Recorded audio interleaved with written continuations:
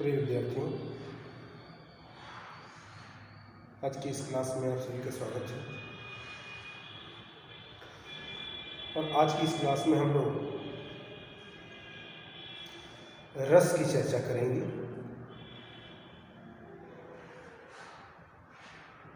तो देखें, रस जो शब्द है सामान्य तौर पर जो हमारे देहात में, हमारे गांव में इसका अर्थ लगाया जाता है, उसकी परिचर्चा मेन रूप से एक पेय पदार्थ के रूप में की जाती है, एक शरबत के रूप में किया जाता है। लेकिन यहाँ जो रस हम लोग पढ़ने चल रहे हैं, ये रस उस रस से काफ़ी भिन्न है। तो आइए हम रस को जानते हैं। रस शब्द का शाब्दिक अर्थ होता है आनंद। क्या अर्थ होता है? आनंद। रस शब्द का शाब्दिक अर्थ होता है आनंद। तो यानी जिन भी चीज़ों से हमें आनंद की अनुभूति होती है, आनंद की प्राप्ति होती है, वो रस होता है। आगे देखते हैं।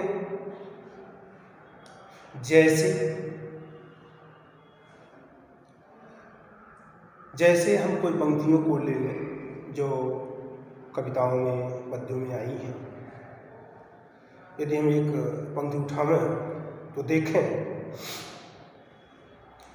कि देखी सुदामा की दीन दशा, करुणा करके करुणा निधि रोए, अपानी परात के हाथ छुयो नहीं, नैननी के जल से पग धोए। ये जो पंक्तियां आ रही हैं, इन पंक्तियों में ऐसा आभास हो रहा है, ऐसी प्रतीति हो रही है कि जो हमको आनंद मिल रहा है वह कारुणिक वातावरण को बना रहा है, कारुणिक वातावरण को उपस्थित कर रहा है। बहुत सारी पंक्तियां हैं और उस तरह से आनंद हमको मिलते हैं। जैसे वीर तुम बढ़े तरो, धीर तुम बढ़े चलो, सामने पहाड़ हो, सिंह सी दहाड़ हो, तुम निडर हटो नहीं, तुम निडर डटो वहीं।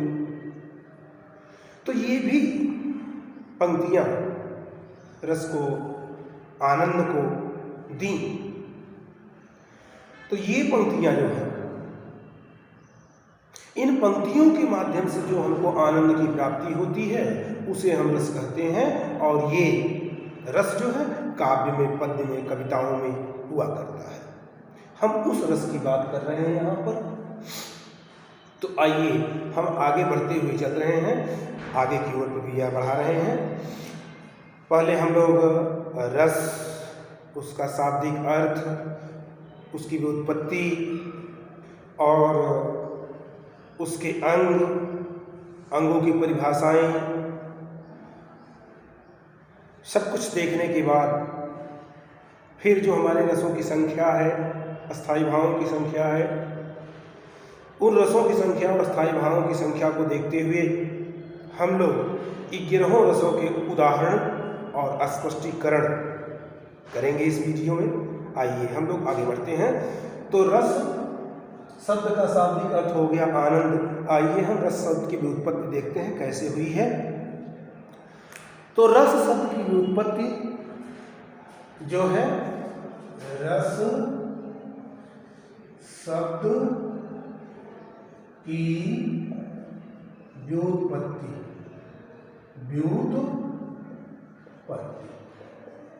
ये देखें ये कैसे हुई है। तो रस शब्द की व्युत्पत्ति रस धातु में, रस धातु में अच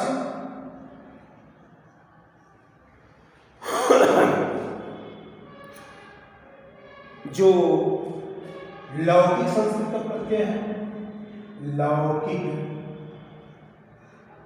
संस्कृत का प्रत्यय है, या असुन,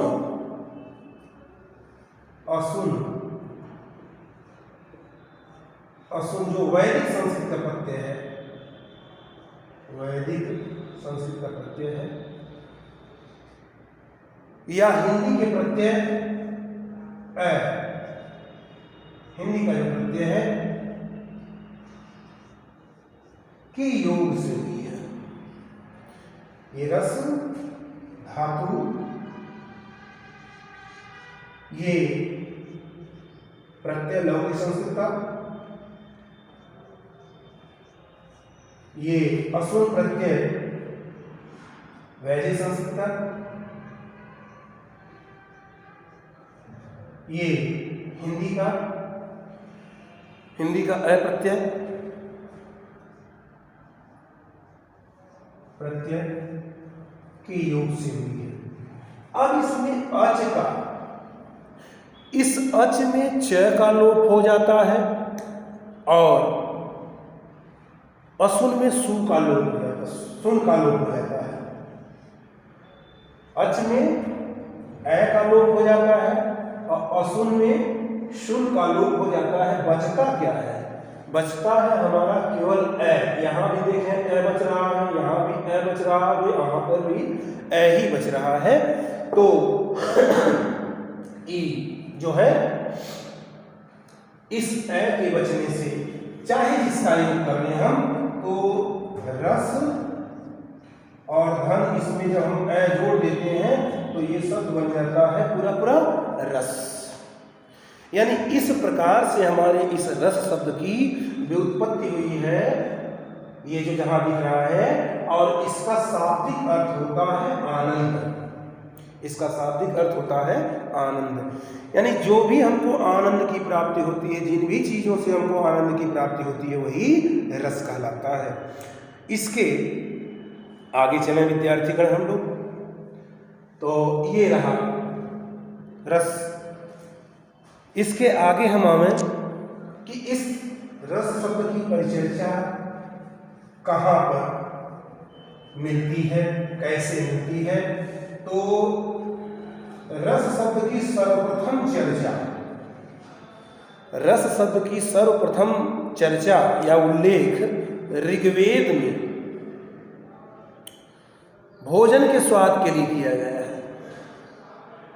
रस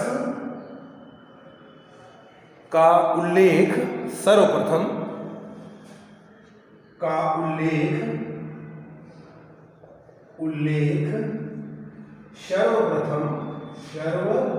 सर्वप्रथम ऋग्वेद में भोजन के स्वाद के लिए मिलता है। सर्वप्रथम उल्लेख ऋग्वेद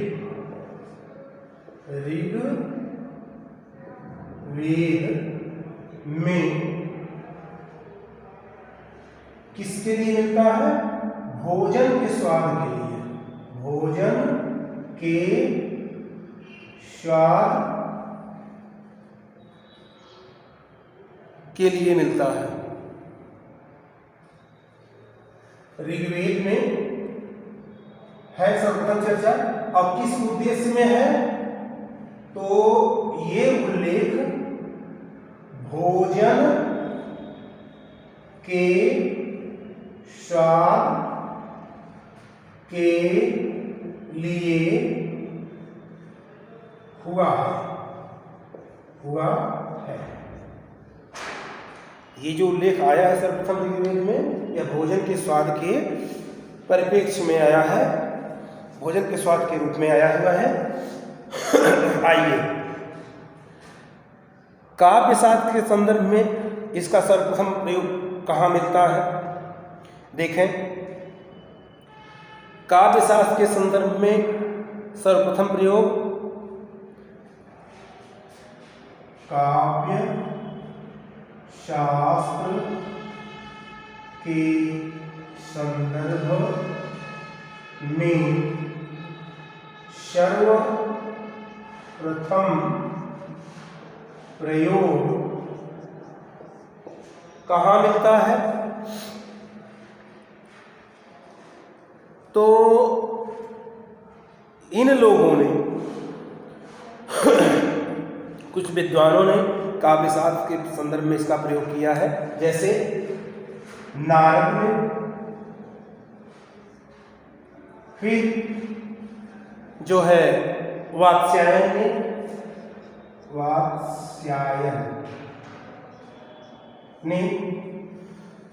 फिर जो है नंदकेश्वर ने,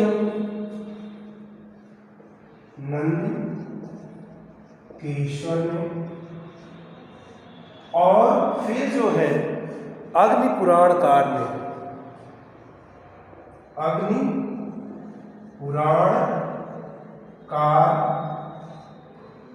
ने इसका प्रयोग अपने अपने ग्रंथों में किया है। नारद ने, वात्स्यायन ने, नंदकेश्वर ने और अग्नि पुराणकार ने क्रमशः इसका प्रयोग किया है, लेकिन इन सब की कोई भी रचना उपलब्ध नहीं है। इन सब लोगों की कोई रचना उपलब्ध नहीं है।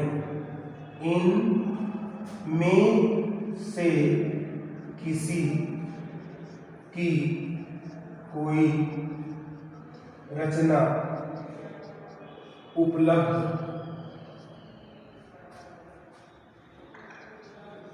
नहीं है। तो नहीं है तो कहाँ से इसका प्रारंभ माना जाए, कहाँ से इसकी शुरुआत मानी जाए? इसलिए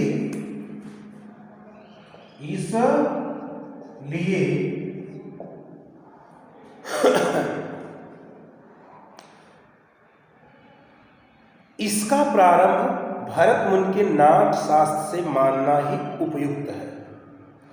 इसलिए इसका प्रारंभ भरत मुनि के नाट्य शास्त्र से ही मानना उपयुक्त है।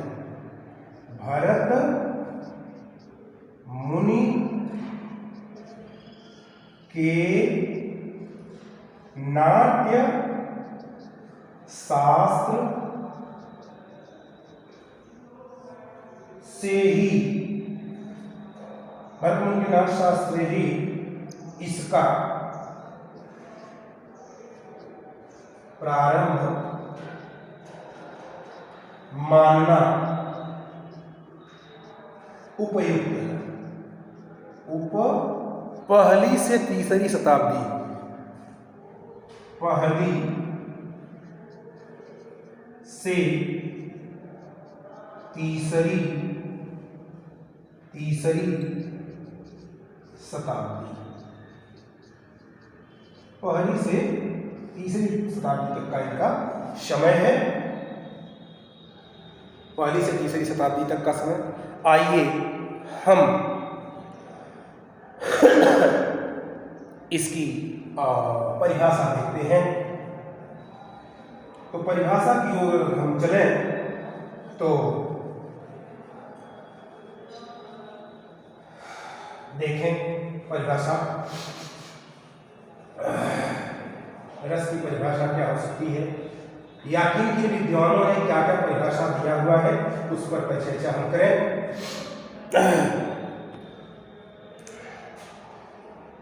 परिभाषा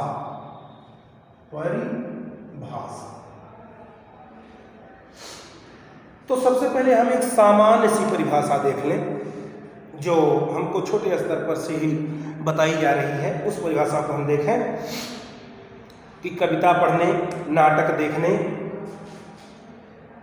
कविता पढ़ने, नाटक देखने, यात्रा करने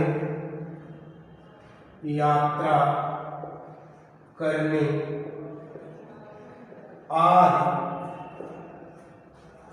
से जिस आनंद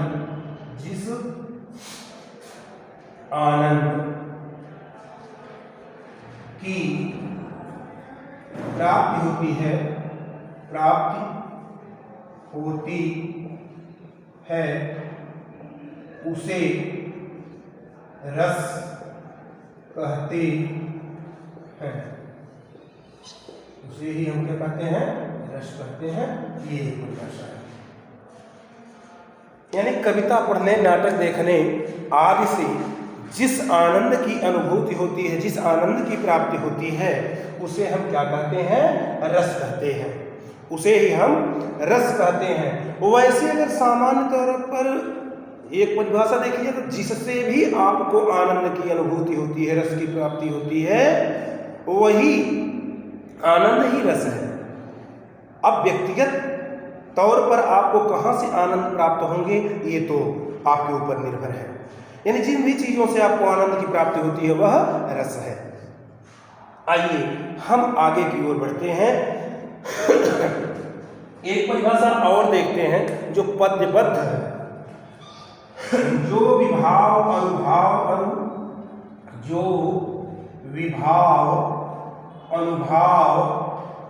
अरु संचारित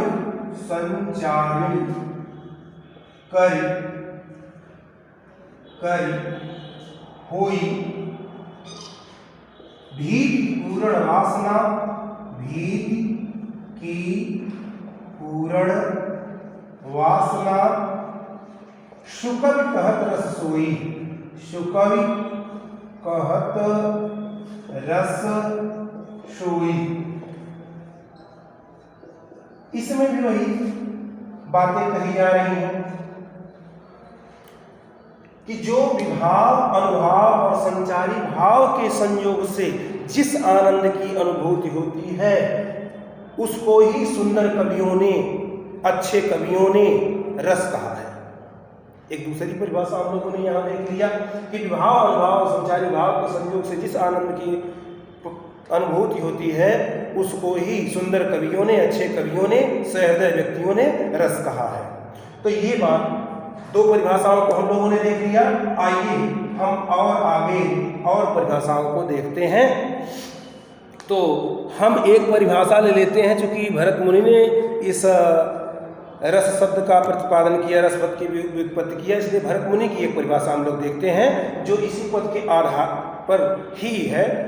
फर्क इतना है कि वो संस्कृत में है, यहाँ ये हिंदी में लिखा गया है। फर्क इतना। तो आइए आचार्य भरत मुनि की क्या कहते हैं इस संबंध में, उनको हम लोग जानते हैं। विभावानुभाव व्यभिचारी भाव संयोगात् रस निष्पत्ति। तीसरी परिभाषा विभावानुभाव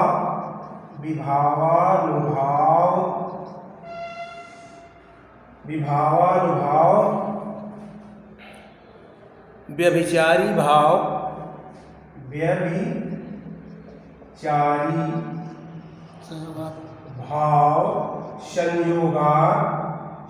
संयोगात् रस निष्पत्ति।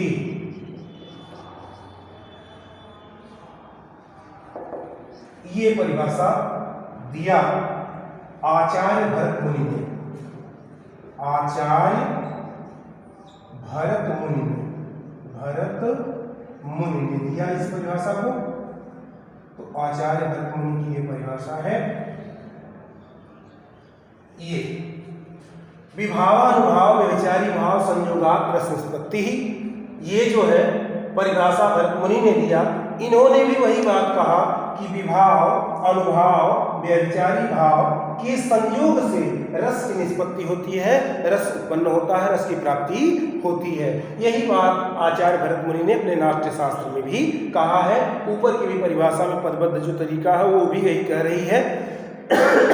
इन्होंने अस्थाई भाव को स्थान इसमें नहीं दिया है, अपनी इस परिभाषा में अस्थाई भाव को स्थान नहीं दिया है, क्योंकि उनका मानना था कि अस्थाई भाव तो सहृदय के हृदय में वैसे ही अपने आप से ही विद्यमान रहते हैं, इसलिए उन्होंने अस्थाई भाव को महत्व यहाँ नहीं दिया है।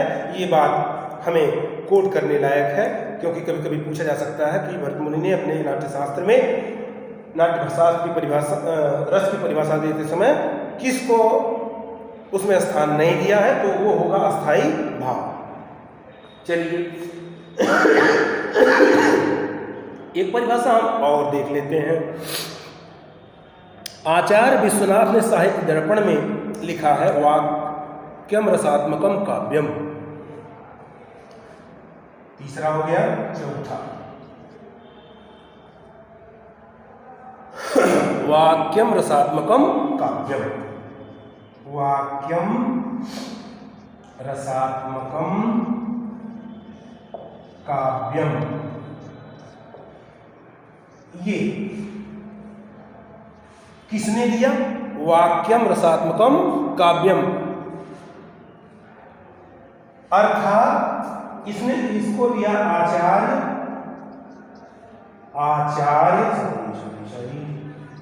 आचार्य विश्वनाथ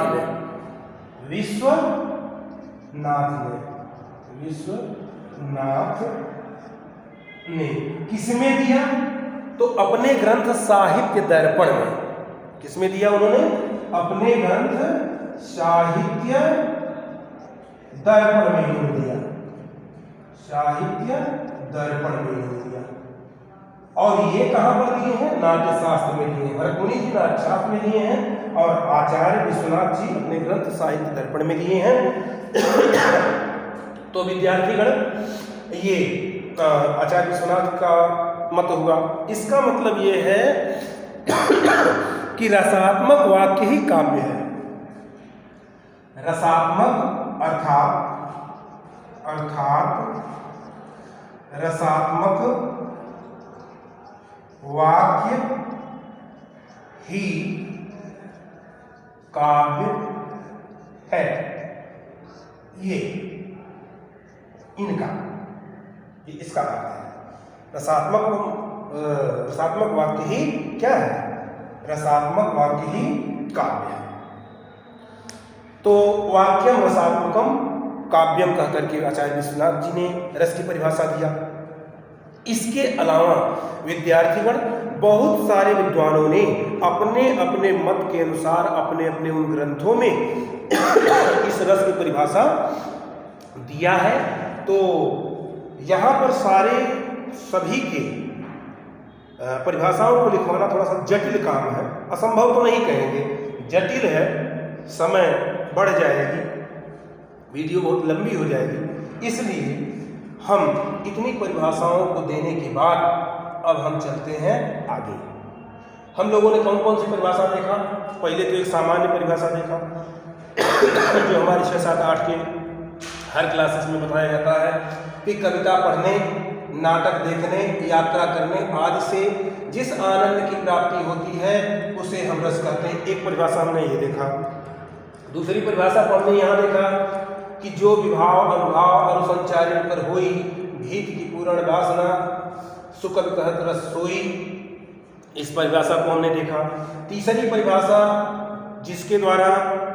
जिसने सर्वप्रथम रस शब्द का उल्लेख किया है और मिलता है, जिसका ग्रंथ है, उनकी परिभाषा आचार्य भरतमुनि की हमने देखा कि विभावानुभाव व्यभिचारी भाव संयोगात् रस निष्पत्ति ही। आचार्य भरतमुनि ने अपने नाट्य शास्त्र में दिया है। ये परिभाषा वैसे भी मोस्ट है, क्योंकि यहाँ से ही उत्पत्ति मानी जा रही है, इसलिए ये परिभाषा वैसे ही मोस्ट है। यद्यपि हम तो यहाँ ये कह रहे हैं कि ये परिभाषा मोस्ट है, इम्पॉर्टेंट है, लेकिन ऐसा नहीं कि किसी विद्वान ने दिया परिभाषा तो उस विद्वान की परिभाषा महत्वपूर्ण नहीं है। वो भी परिभाषा महत्वपूर्ण है, लेकिन यहाँ इसकी प्रारंभिक अवस्था होने के नाते ये परिभाषा थोड़ी सी और मोस्ट हो जाती है और वही महत्वपूर्ण हो जाती है। सारे विद्वानों ने, जो भी विद्वान दिए हैं, चाहे पहले दिए हों, चाहे आज दिए हों, चाहे मध्य में दिए हों, सभी विद्वानों की परिभाषा अपने अपने स्थान पर बहुत अच्छी है। सब लोगों ने परिभाषा बहुत अच्छा दिया है। तो उनकी परिभाषा को हम लोगों ने देखा कि विभाव अनुभाव संचारी भाव के संयोग से रस की निष्पत्ति होती है, रस की उत्पत्ति होती है। फिर हमने देखा आचार्य विश्वनाथ की परिभाषा वाक्यों रसात्मकम काव्यम, यानी रसात्मक वाक्य ही काव्य है। आचार्य विश्वनाथ ने साहित्य दर्पण में अपने दिया है। तो इतनी परिभाषाओं को हमने देख लिया। अब विद्यार्थीगण हम आगे की ओर बढ़ते हैं। इसके आगे चल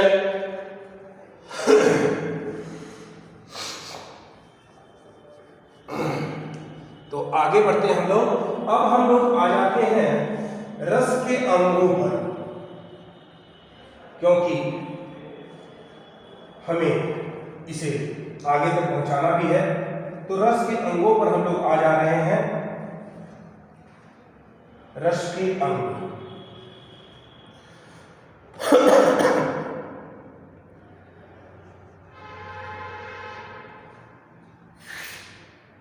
रस के अंग, रस के अंग, रस के अंग, ये हम आ जाते हैं। तो रस के 4 अंग होते हैं। रस के कितने अंग होते हैं? ध्यान रखें कि हम रस के प्रकार नहीं बता रहे थे, रस कितने प्रकार के हो रहे हैं, होते हैं। हम यहाँ रस के अंग की बात कर रहे हैं, रस के तत्व की बात कर रहे हैं, रसावयव की बात कर रहे हैं। तो देखें, रस के 4 अंग होते हैं। रस के 4 अंग होते हैं। वो कौन कौन से भाई? तो पहला है स्थायी भाव, स्थायी भाव। दूसरा है विभाव। तीसरा है अनुभाव। चौथा है संचारी भाव, संचारी पावलिक व्यभिचारी, व्यभिचारी भाव। ये 4 अंग होते हैं इसके। अस्थाई भाव, विभाव और अनुभाव, संचारी भाव। तो ये रस के 4 अंग हैं। अब आइए हम इनमें से एक एक की चर्चा करते हैं। अस्थाई भाव क्या है, विभाव क्या है और अनुभाव क्या है, संचारी भाव क्या है, सबका चर्चा करते हैं हम लोग। तो देखें क्या, सबसे पहले ले लेते हैं अस्थाई भाव। ये तो लिखिएगा है अस्थाई भाव, अस्थाई भाव की चर्चा कर लेते हैं हम। तो अस्थाई भाव क्या होता है? अस्थाई भाव सहृदय के हृदय में जो भाव अस्थाई रूप से विद्यमान होते हैं उन्हें हम अस्थाई भाव कहते हैं। सहृदय के हृदय में जो भाव स्थायी रूप से विद्यमान होते हैं उन्हें स्थायी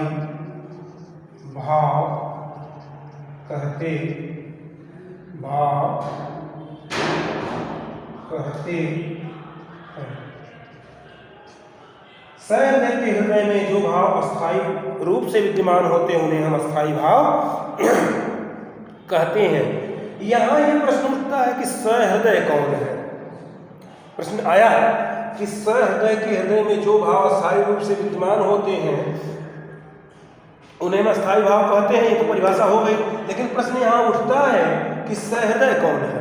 तो सहृदय कोई ऐसी चीज नहीं है, कोई ऐसा व्यक्ति नहीं है। सहृदय वही व्यक्ति है जिसके हृदय में, जिसके मन में वो भाव जागृत हो रहे हैं, वह व्यक्ति ही सहृदय व्यक्ति है।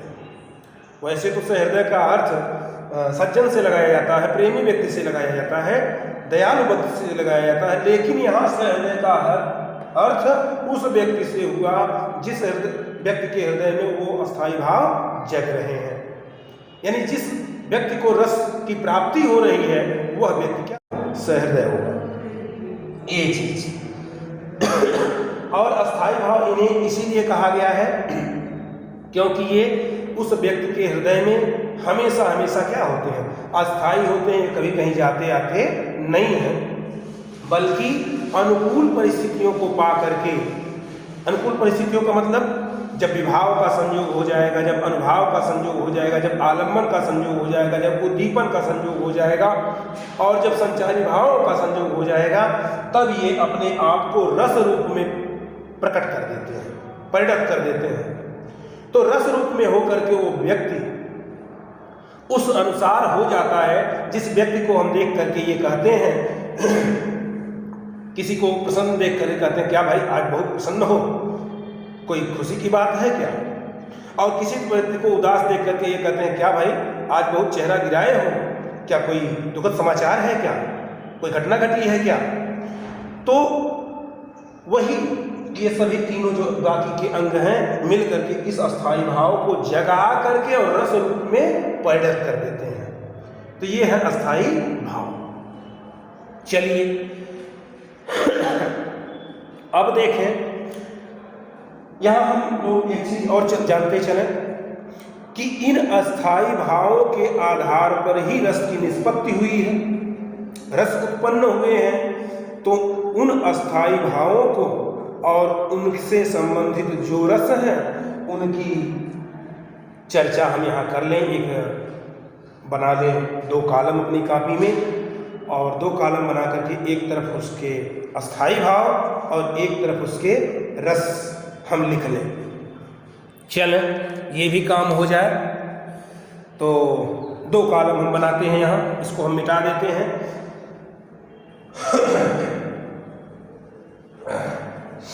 2 कॉलम बना करके सभी रसों के अस्थाई भाव और उन रसों के नाम हम यहाँ लिख लेते हैं। तो ये हो जाए। चलें देखते हैं कैसे कैसे हैं और कौन कौन से हैं, उनकी भी चर्चा हो जाए। रस एक तरफ हम लिख लें रस और दूसरी तरफ हम कॉलम बना करके लिख लें स्थाई भाव, स्थाई भाव। ये 2 कॉलम बना लें। तो सबसे पहले जो सबसे पहला रस हमारा माना गया है, जिसे हम रसराज की ही अभिधा देते हैं, नाम देते हैं, संज्ञा देते हैं, उसे हम जाने श्रृंगार रस। पहला है अपना श्रृंगार रस और इसका स्थाई भाव है रति।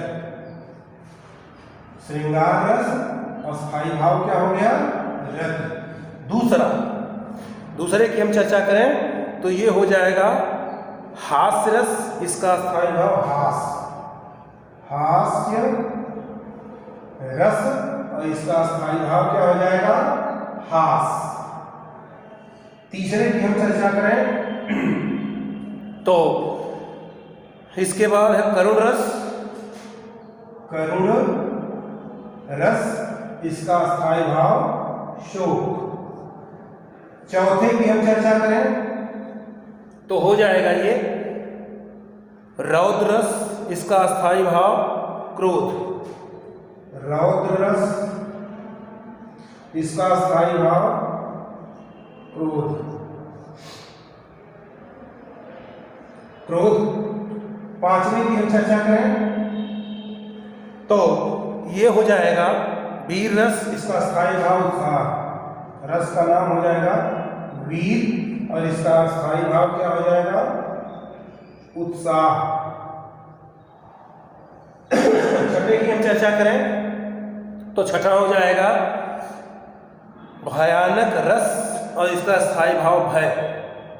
छठा भयानक रस और इसका स्थाई भाव भय। सातवें की हम चर्चा करें तो ये हो जाएगा सातवां विभत्स रस और इसका स्थाई भाव जुगुप्सा। विभत्स भत्स रस और इसका स्थाई भाव क्या हो जाएगा? जुगुप्सा। जुगुप्सा ये हो जाएगा सातवां। ये भय से भालू है। विभत्स रस और जुगुप्सा। आठवें की हम चर्चा करें तो आठवां अपना हो जाएगा अद्भुत रस, इसका स्थाई भाव विस्मय। अद्भुत रस, अद्भुत रस और इसका स्थाई भाव क्या हो जाएगा? विस्मय।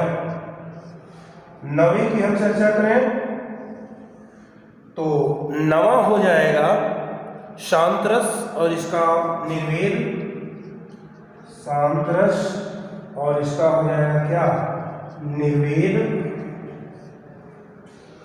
दसवें की हम चर्चा करें तो ये हो जाएगा वत्सल रस, वात्सल्य स्थायी भाव, वत्सल रस और वात्सल्य हो जाएगा सल्य अस्थायी भाव हो जाएगा यहाँ।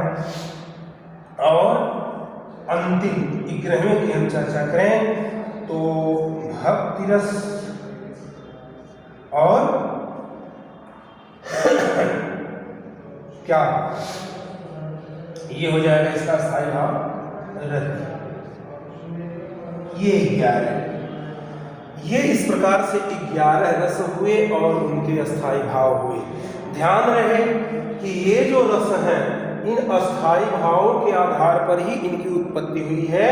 तो रत से श्रृंगार, हास से हास, शोक से करुण, क्रोध से रौद्र, उत्साह से वीर, भय से भयानक, जुगुप्सा से विभत्स, विस्मय से अद्भुत, निर्वेद से शांत, वात्सल्य से वत्सल और रति से भक्ति। इस प्रकार से वर्तमान समय में रसों की संख्या 11 है जो यहाँ लिखा गया है, और ये 11 उनके अस्थायी भाव हैं और एक ही हैं।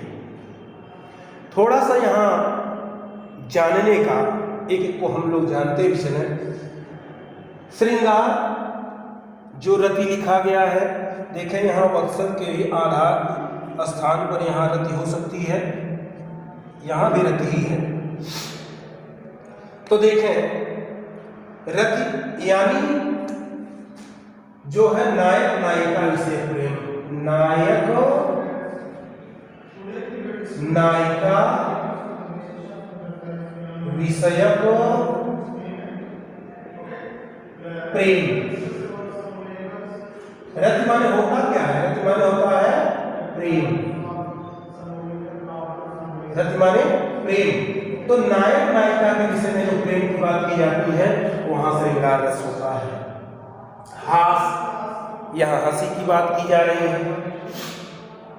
करुण, शोक यानी दुख, जो शोक होता है किसी व्यक्ति के अनिष्ट होने पर।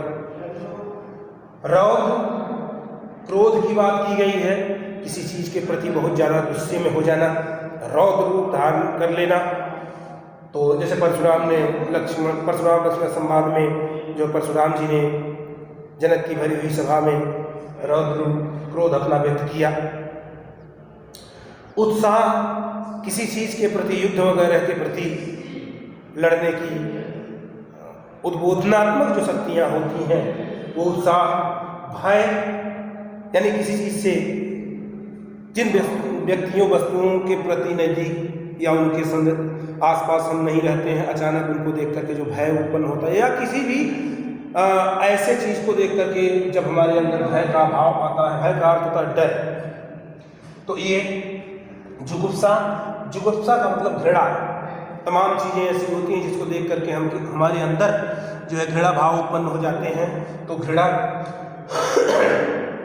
उसके बाद है अद्भुत, ये विस्मय। तो विस्मय का अर्थ आश्चर्य, जहां पर किसी चीज को देख करके ये निर्णय तुरंत न ले मिले कि वास्तव में ये चीज क्या है, ये है कि वो है, तो वहां पर विस्मय होता है।